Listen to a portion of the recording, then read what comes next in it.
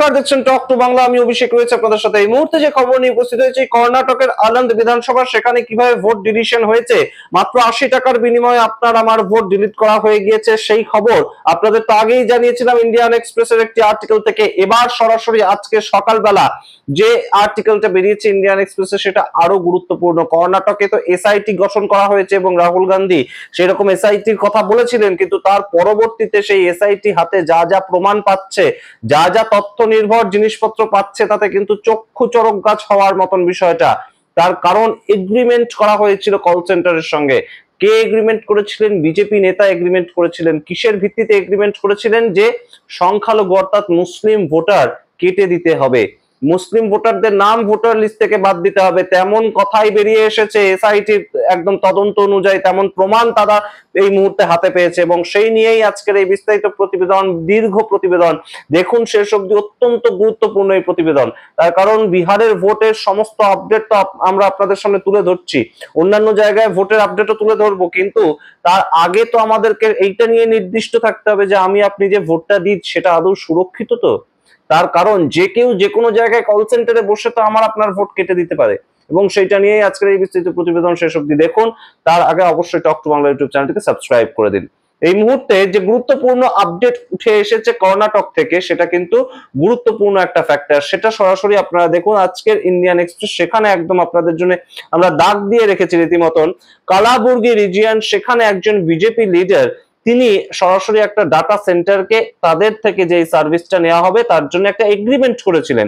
একদম coat unquote লেখা আছে, দেখুন, an agreement was signed for changes to voter list on behalf of a candidate from another constituency in the Kalaburgi region with the data center। অর্থাৎ সরাসরি অন্য কনস্টিটিউয়েন্সির voter কালাবুর্গি রিজিয়নে যাতে আনা যায় ভোটার লিস্টের মাধ্যমে, সেই পদ্ধতিটা সম্পূর্ণ করবে একটা কল সেন্টার কিংবা ডাটা সেন্টার। তাদের সঙ্গে একটা এগ্রিমেন্ট পর্যন্ত সাইন হয়েছিল। তার পরবর্তীতে দেখুন, অর্থাৎ এটা কোনো চুপি চুপি কাজ হয়েছে তেমন নয়, মানে আমি আপনাকে টাকা দিলাম হাতে হাতে এবং আপনি গিয়ে চুপি চুপি করে দিলেন তেমন নয় বিষয়টা।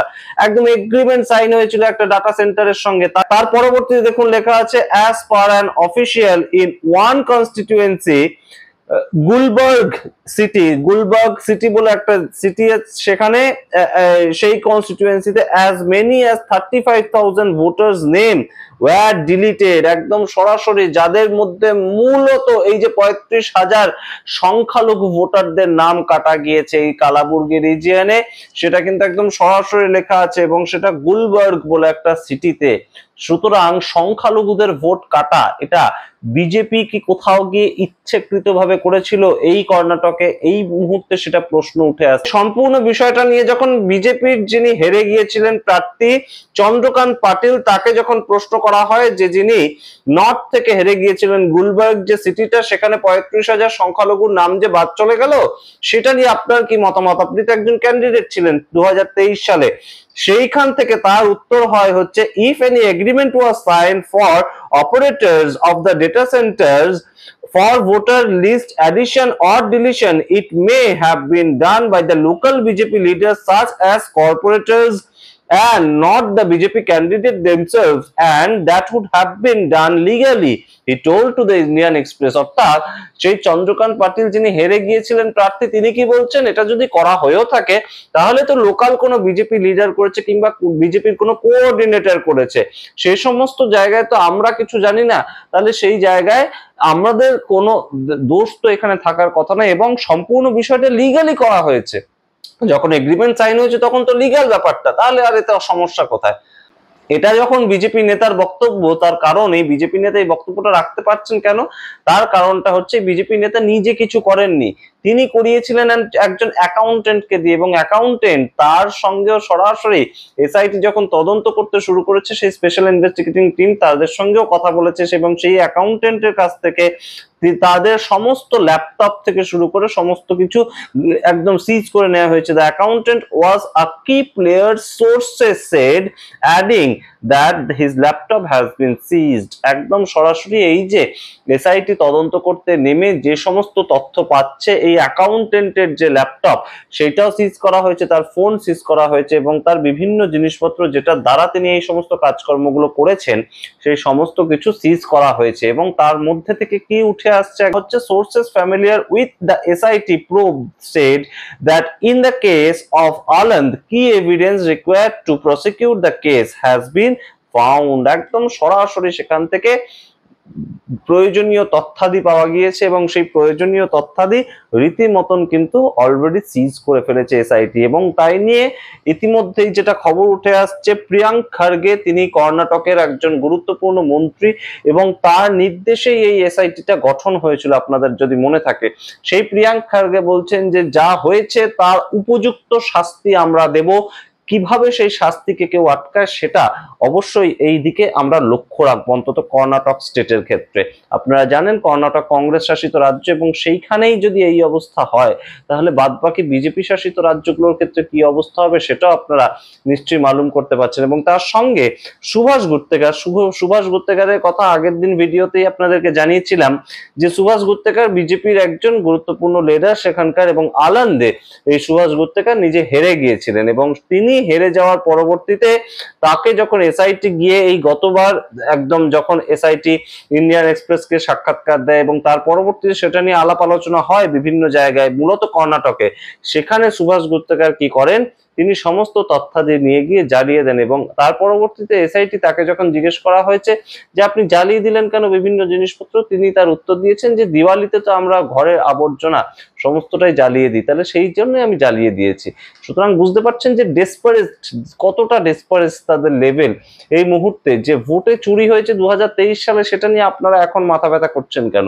এইরকম একটা ডেসপারেসি লেভেল প্রত্যেকের মধ্যে, যারা যারা এই ধরনের কাজ করছেন, কালবুর্গি রিজিয়ন কিংবা সরাসরি এই যে চন্দ্রকান্ত পাটিল যিনি হেরে গিয়েছিলেন কালবুর্গি রিজিয়নে, কিংবা সুভাষ গুত্তেকার, তাদের কোনো কিছু যায়ই আসে না।